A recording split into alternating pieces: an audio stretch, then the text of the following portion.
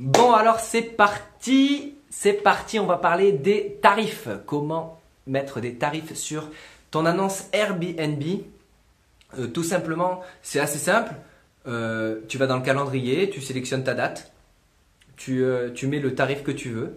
Ou sinon, Airbnb te propose de mettre les tarifs pour toi. Alors tu vas mettre un tarif minimum, un tarif maximum et vous mettez de la tarification intelligente, ça s'appelle. C'est eux qui s'occupent de faire le yield management, ça s'appelle, dans le terme de l'hôtellerie, etc.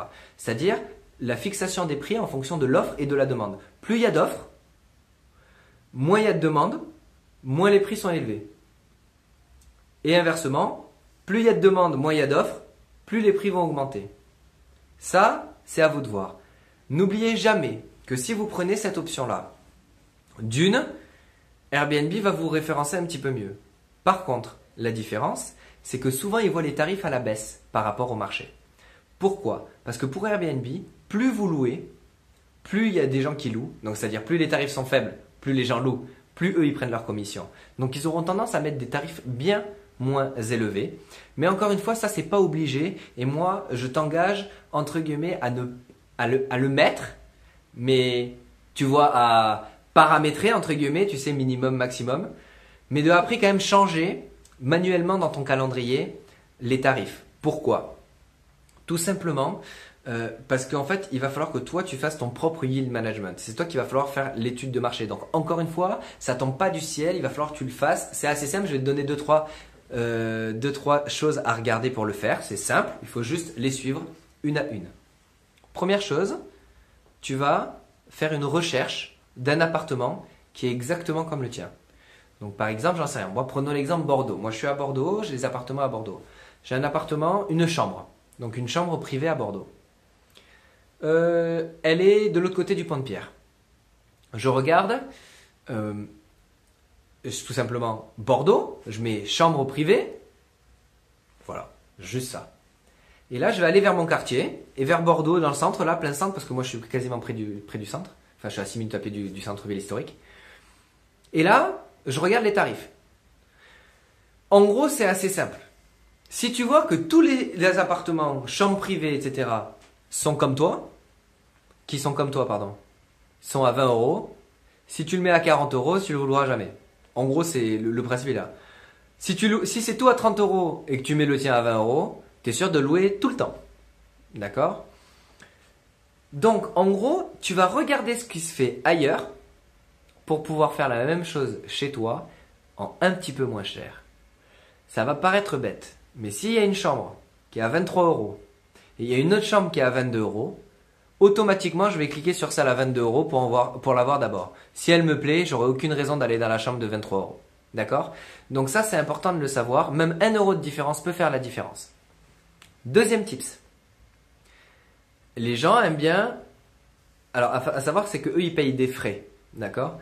Mais le visuel qu'ils vont voir, le prix annoncé directement quand ils vont faire la recherche, ce sera le prix que vous aurez indiqué vous. Imaginons. 22 euros, ils verront 22 euros. 27 euros, ils verront 27 euros. Et quand ils vont cliquer sur l'annonce, là, ils verront 27 euros plus les frais. D'accord? Donc, nous, ce qui nous intéresse, c'est le prix qui apparaît. D'accord? C'est le visuel. Les gens, ils font au visuel. Comme quand des fois, tu achètes des trucs à 5,99 €, tu crois que tu as payé 5 euros. En fait, tu t'es fait enfler, tu en as payé 6. D'accord? Mais il faut pas le dire. Tout le monde le fait. Le tarif, les tarifs que les gens aiment bien, c'est 2, 3 ou 7. D'accord? En gros, au lieu de faire une annonce à 20 euros, tu l'as fait à 22.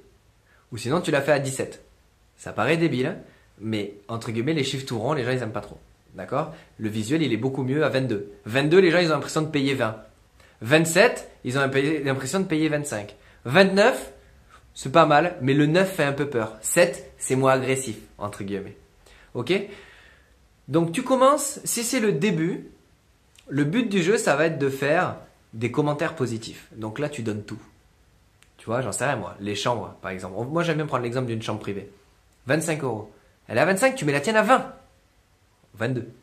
22 ou 17 balles. Tu t'en fous. Tu fais 5, 6, 7, 7, 10.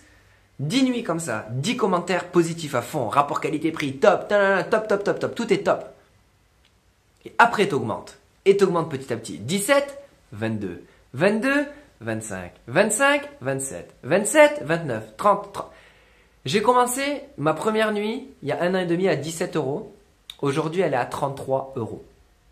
Ok? Il n'y a pas une seule personne qui s'est plainte de payer 33 euros la nuit parce que la chambre est très confortable, elle est très bien placée. C'est juste que les gens qui sont arrivés au début et qui payaient 17 euros étaient les chanceux parce que c'était le début.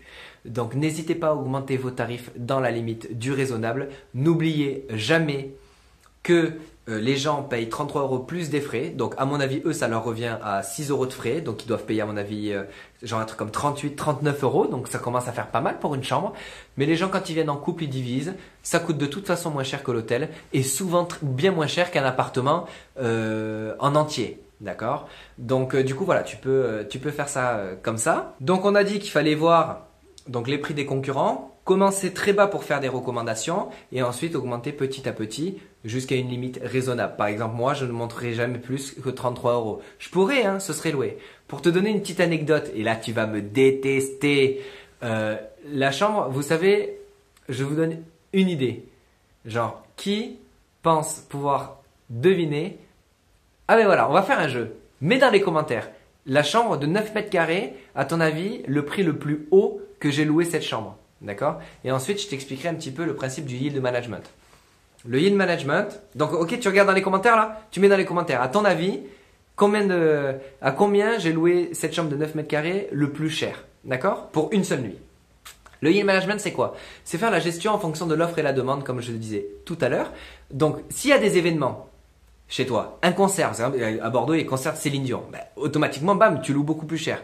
Cette fois-là, je l'ai loué, je crois, un truc comme 49 euros la nuit. Ce qui est énorme pour une chambre. Mais tu vas à l'hôtel, c'est 300 euros la nuit. Donc, si tu veux, c'est ça en fait le principe.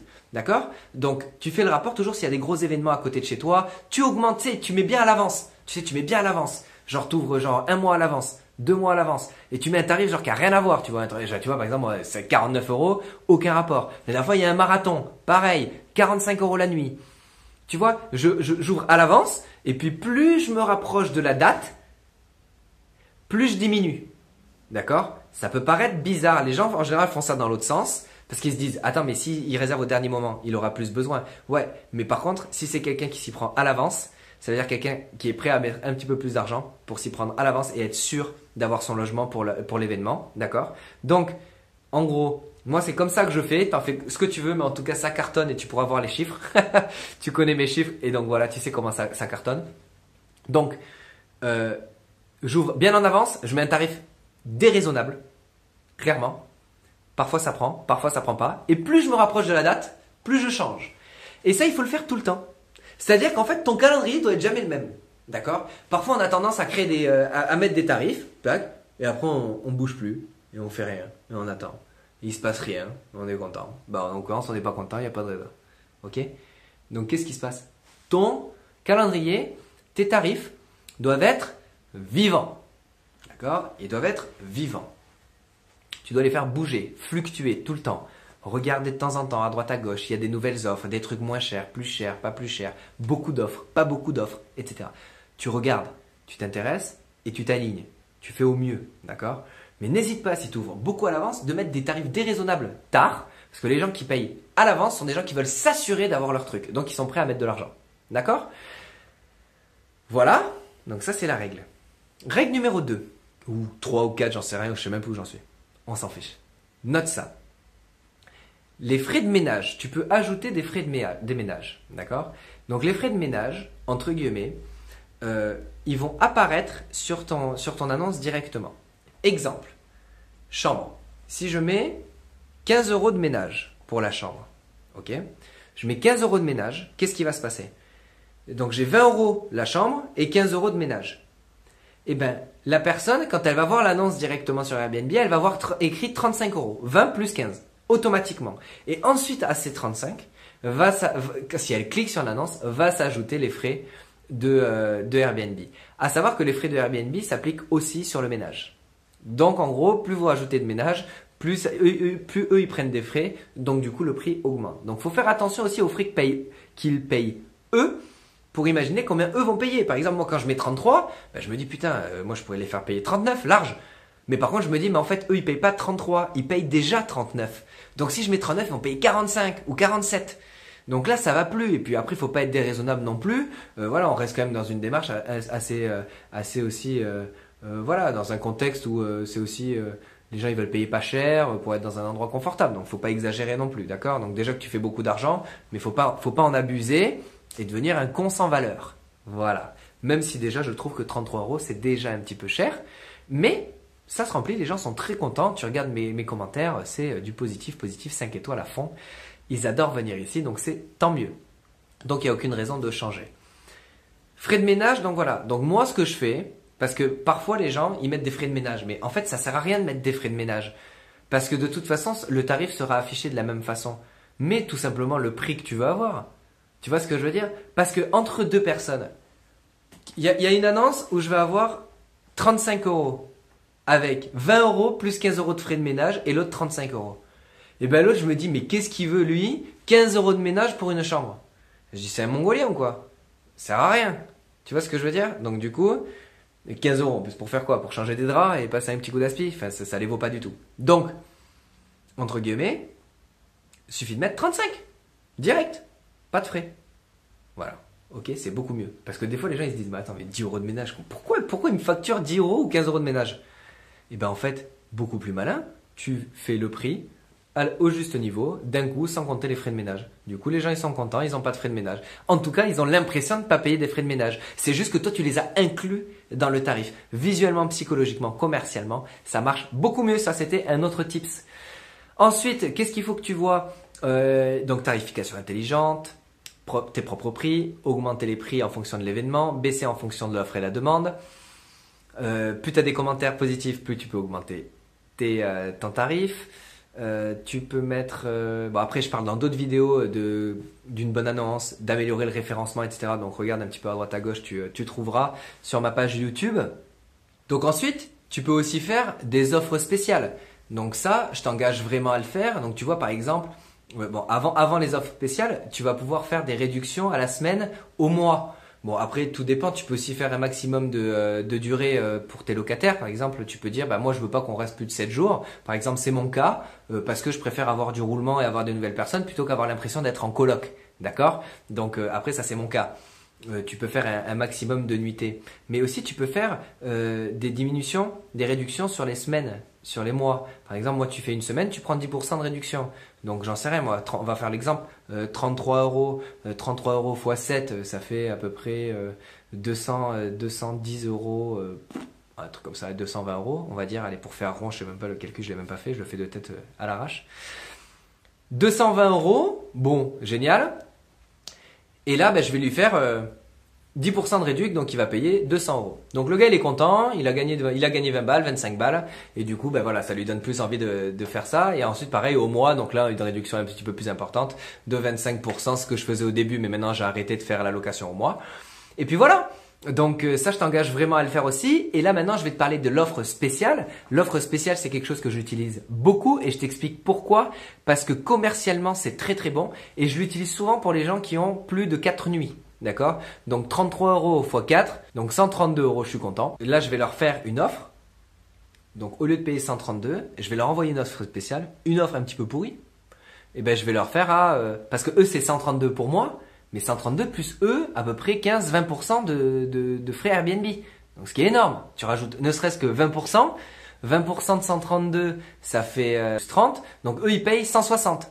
Ok? Et donc là, moi, qu'est-ce que je leur fais? Ben, je leur offre 20 balles. Même pas. 15 balles. Ok? Donc 160, eux, ils vont se retrouver à payer 145. Donc eux, ils sont contents. Visuellement, ils sont contents.